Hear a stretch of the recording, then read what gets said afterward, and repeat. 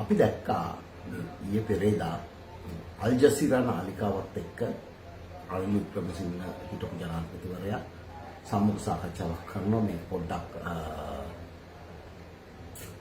උණුසුම් වාතාවරණයක් ගත සම්මුඛ සාකච්ඡාවක් උඩ මේ සාකච්ඡාව අතරතුර ඔවුන් විසින්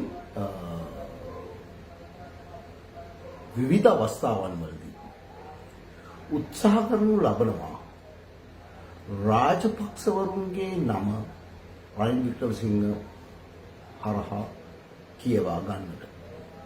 එතකොට අතරම ඒ සම්මුඛ සාකච්ඡාව හොඳින් අධ්‍යයනය කරොත් මේකේ පැහැදිලිව පෙනෙනවා ඔවුන් මාධ්‍ය වේදිකා ප්‍රශ්න කරනවා රනිල් වික්‍රමසිංහ ඔබ නාමල් රාජපක්ෂගේ නම කියනවා, යෝජිත රාජපක්ෂගේ නම කියනවා, බැසිල් රාජපක්ෂගේ නම කියනවා. නමුත් ඔබ මහින්ද රාජපක්ෂගේ නම කියන්නේ නැහැ.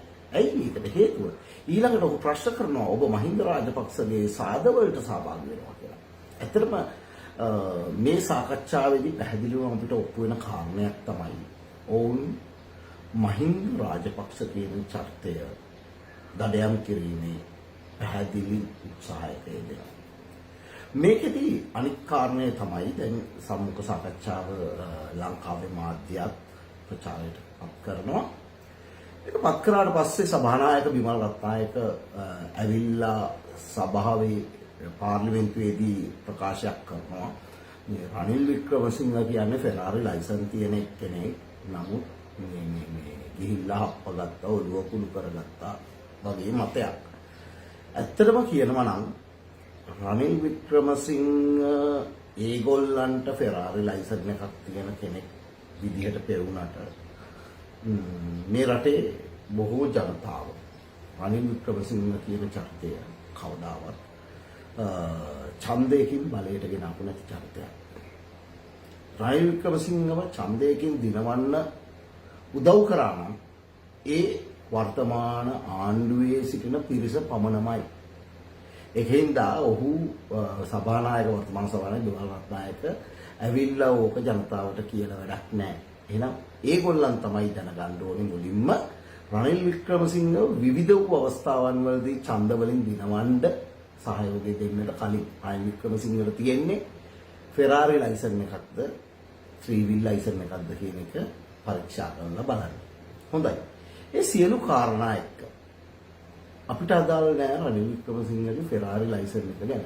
නමුත් රනිල් වික්‍රමසිංහ එක්තරා මොහොතකදී සුවිශේෂී වූ තීරණයක් ගන්නවා. ඒක තමයි රනිල් වික්‍රමසිංහ හරහා ඕන් මහින්ද රාජපක්ෂගේ නම කියවන්න උත්සාහ කරද්දී ඔහු ඒ ප්‍රකාශයට පත් කරන්නේ නැහැ. ඇත්තටම මේක හරියට ජාතිය පාවා නොදීමක් වගේ කාරණයක් තමයි. ඒ අතින් අපි ඒ ක්‍රෙඩිට් එක රනිල් වික්‍රමසිංහට දෙන්න ඕනේ. මොකද රනිල් වික්‍රමසිංහ හරහා මේ නම කියව ගත්තා නම් ඒ මොහොතේදී ඔවුන් ඒක දිගින් දිගට භාවිතා කරනවා. රාජපක්ෂ මේ නැගී එන රාජපක්ෂ කියන නාමය නැවත වතක් රට තුල. දන්න මේ වෙනකොට රාජපක්ෂ කියන නාමය ඉතාමත් ඉහළට ඇවිල්ලා තියෙනවා. ආණ්ඩුවට පැහැදිලිව මේක ජනතාව තේරුම් ගන්න තියෙන මේ ආණ්ඩුවේ ව්‍යාපෘතියක් කියන කාරණේ මේ අල් ජසීරා මාධ්‍ය සාකච්ඡාව. මම එතනට තව ටිකකින් එන්න. නමුත් මේ මොහොතේදී කියන්න තියෙන්නේ රනිල් වික්‍රමසිංහ මේ මොහොතේදී ක්‍රියා කරන ඉතාමත් විශිෂ්ට ආකාරයෙන් ඔවුන්ට අවශ්‍ය දේ ලබා දෙන්නේ නැහැ.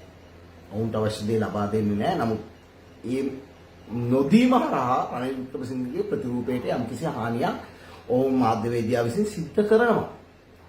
ඒකේ දිගුව තමයි බිමල් රත්නායක පාර්ලිමේන්තුවේදී සිදු කරන්නේ.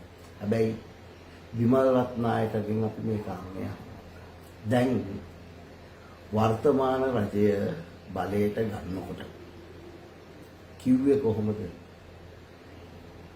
අනුර කුමාර දිසානායකට තියෙන්නේ ජෙට් ලයිසන් කිව්වා. කෆීර් ලයිසන් කිව්වා. ඊළඟට මේ අනිත් ඔය ඉන්න මැති ඇමතිවරු බර ආවි කිව්වා. දැන් මිනිස්සු දැනගෙන තියෙනවා පුස් වෙඩි කියලා බරාවි.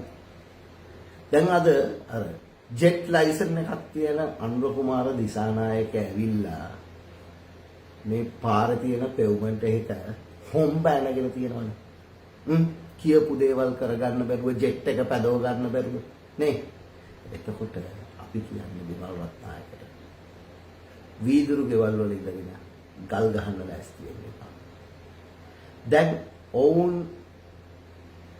ඉදිරිපත් කරපු කාරණය තමයි අල් ජසීරා එක හරහා බටලන්ද වදකාගාරය සම්බන්ධයෙන් ප්‍රශ්නය ඒ කොමිසම් වාර්තා. ඉතින් ඒක පාරාවලල්ලක් වෙලා මේ වෙන විට රජයට ඇවිල්ලා තියෙනවා. අපි දැක්කා පෙරටුගාමීන් ඒ බූමරන්ගේ විසික් කරනවා. ඇයි මේක සභාගත කරන්නේ නැත්තේ මේ වාර්තාව? සභාගත කළා. රනිල් වික්‍රමසිංහ ලංකාවේ ඉන්නේ. බලය තියෙන්නේ ඔවුන් අතේ. අසාධාරණ ලක් වෙන්නේ ජනතා විමුක්ති පෙරමුණේ සමාජිකයෝ. ඇයි යුක්තිය ඉෂ්ට කරන්න බැරි? ඇත්තටම වැරද්දක් වෙලා තියෙනවා. ඔන්න ප්‍රශ්නේ ගෙනල්ලා ඕගොල්ලන්ගේ කකුල් දෙක ගාවින් තියලා තියෙන රටේ ජනතාව දැන්. යුක්තිය ඉෂ්ට කර යුතු නම් යුක්තිය ඉෂ්ට කිරීමේ වාරය ලැබ තිබේ.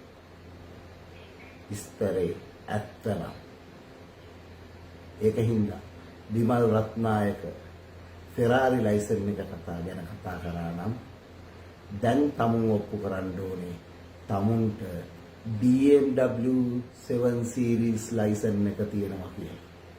ස්තුතියි.